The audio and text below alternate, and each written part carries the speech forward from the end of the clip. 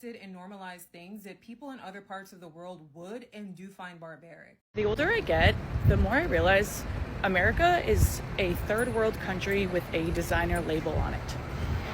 Hi lovelies and welcome back to my channel. If you're new here, you're welcome to Building the Verse.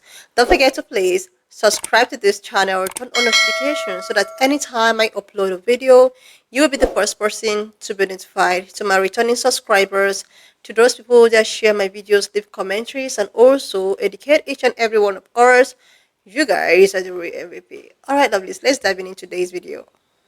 Americans have accepted and normalized things that people in other parts of the world would and do find barbaric. The topic of maternity leave came up while I was having a conversation with a Polish man, and the way he reacted to finding out that the US does not have maternity leave really speaks to how far behind this country is in comparison to many Western and developing countries. He was telling me that him and his girlfriend have a 6-month-old and she's been staying at home with the baby since it was born, which prompted me to ask how long maternity leave in Poland is. And so he explained to me that legally in Poland, women have to take 20 weeks off of work. And if they like to go back to work earlier than that, then the rest of the maternity leave would transfer to the father. And that his girlfriend decided to take extra weeks off and her employer allowed it and has retained her job for her. So of course, naturally, he asked me what the US's maternity leave policy is. And I told him there was none. That in fact, after my mom gave birth to my 9-pound brother via C-section, she had to go back to work a week later. When I tell you guys that this man's jaw dropped, he could not believe what I was telling him. He was like, what do you mean? Like, women are in such bad shape after they have birth. How is it possible that a woman can go back to work a week later after giving birth? What happens to her baby? And I told him, well, the baby goes to daycare. A week-old baby. And again, he could not believe what I was telling him. And then he kept on going after, what do you mean a baby needs its mother the first few months especially? How is it conceivable that a baby is spending 8 hours a day with a stranger? It should be home with its mother. And then I explained to him the concept of FMLA, which a woman can use in case her company doesn't offer maternity leave, but it's unpaid. A woman with a brand new baby taking time off of work to be with her baby, and that time off is not paid. Normalized in this country, by the way. Even when I was living in Hungary, which is one of the poorest countries in the EU, Hungarian maternity leave blows the US out of the water. One of my Estonian friends has 2 kids, and she got almost 2 years off of work paid to be with her babies. When I lived in Germany, the host families that I stayed with got stipends from the government to help them with their children, rich, poor, or otherwise. My friend who lives in Canada just had a baby, and she has maternity leave, and her boyfriend has paternity leave. So they're both taking a year off together to be with their baby. Brazil has more maternity leave than the United States. And once again, Americans are going around with their low standards thinking that this country is normal, that it's the greatest country in the world. But when people find out what's actually going on in this country, it's unfathomable for them because this country is not actually normal. I actually want to talk about this because I have direct experience with it. Believe it or not, when I was pregnant with my daughter, I worked at a daycare center. I'm not going to name which one. But they offered me paid maternity leave. They said that if I worked there for 3 months and when I gave birth to my baby, I get 60% of my pay for 6 weeks. Not much, but that's what you get. That's like the highest standard in terms of the U.S. I'm like, great, fantastic. I didn't expect to get any maternity leave pay because I was working low income. I was 19 when I got pregnant. And in a country where they love when young women give birth and have a bunch of babies and remain poor, maternity leave paid sounded like a fantastic deal. They didn't give it to me. I worked there for 3 months. I fit the criteria. I was about to give birth to my baby. My due date was in 2 weeks, and I was experiencing contractions. I was like, hey, I have this doctor's note saying to take off work until I give birth to my baby. I give it to them. Oh, you don't reach the criteria anymore. What? Yeah, you don't reach the criteria. See, yes, we said 3 months, but we didn't tell you that it had to roll over into the next month for it to count. So you'd have to work here for another 2 weeks, which is when I was supposed to give birth. And they didn't tell me this. Ahead of time, and I returned them the note, and I was like, well, can I come back to work? And they said, no, your doctor said you can't work, so you won't be working. you're going to have to quit your job. And then they told me if I quit my job, I'd get a guaranteed spot back by the time, I was ready to go back to work. And I was like, okay, well, I'll do this, because they said they're going to help me. They're going to help me file for unemployment, and they're going to help me make sure I'm taken care of. I never worked there again.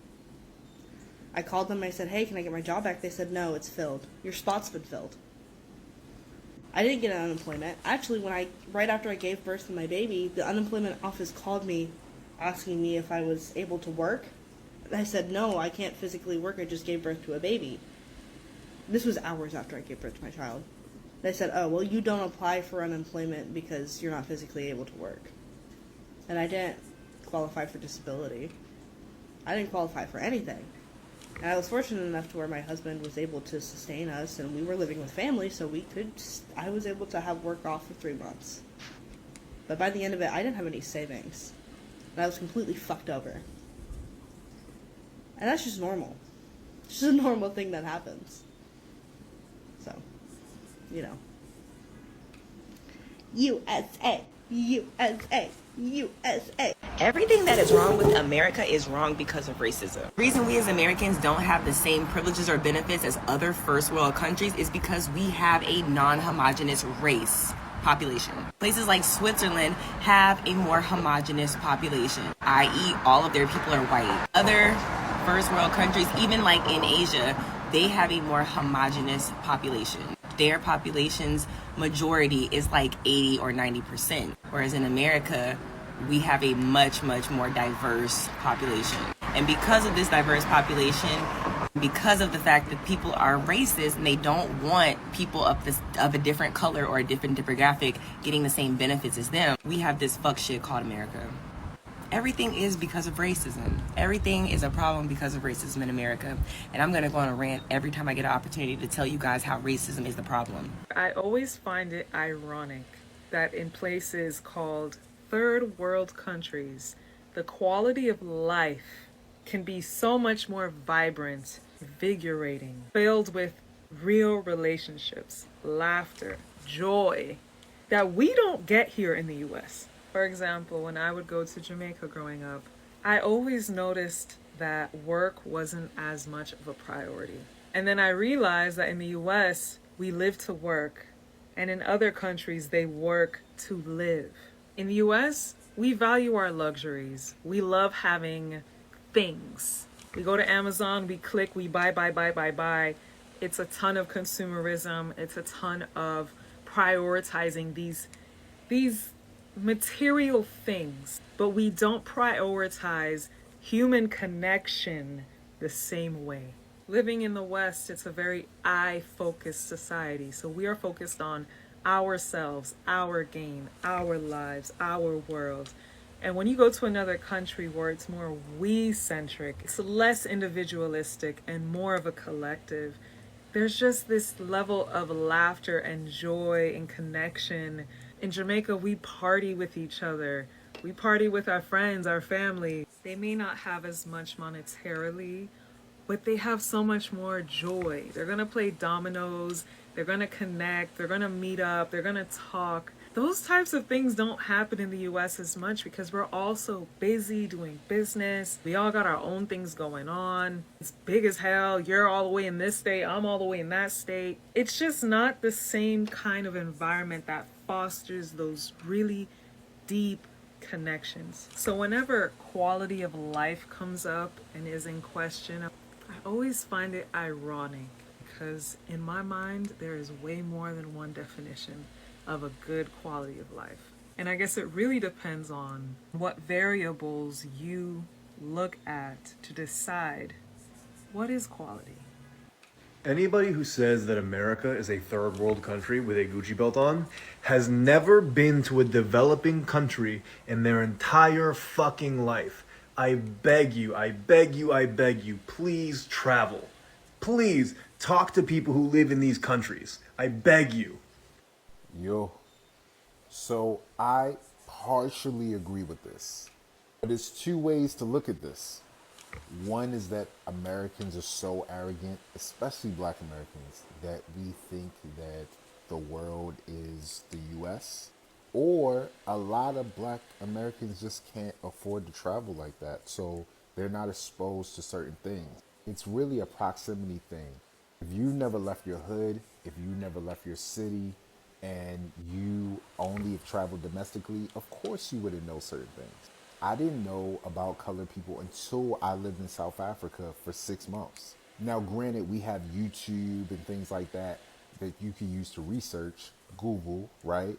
But you have to be aware of something in the first place to even know what to research. So now that South Africa has Tyler to represent the color community, it brings awareness and then people can begin to educate themselves.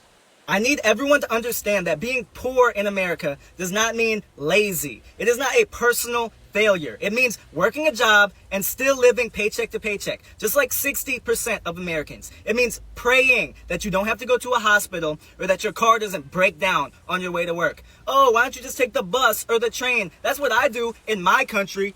Fuck no! Those are woke and weird. We don't have that here in America. Oh, why are you praying that you don't have to go to a hospital? Healthcare is a human right in my country. Fuck no! That's woke and weird as well. We don't have that shit here. It's obvious, I'm telling you. Being poor in America is not personal failure. We have more than enough resources for anyone from any walk of life, regardless of past decisions they've made, to help them.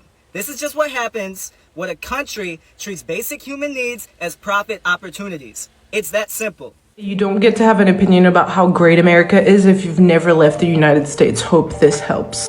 Now let's talk about this, because though I partially agree with the sentiment behind that statement, I think the statement is a little bit too vague. It doesn't have any nuance, and it's not talking about the other portion of this discussion. So let me just say it. If you've never lived outside of the US, if you've never lived in another country, and especially if you've never lived in a non-Western / third world country, you don't get to talk about how the US is the worst country in the world. Also, don't get to say that the US is a third world country with a Gucci belt, because you don't know what a third world country is. And whenever I see Americans talk about how the US is a third world country with a Gucci belt, it irks me.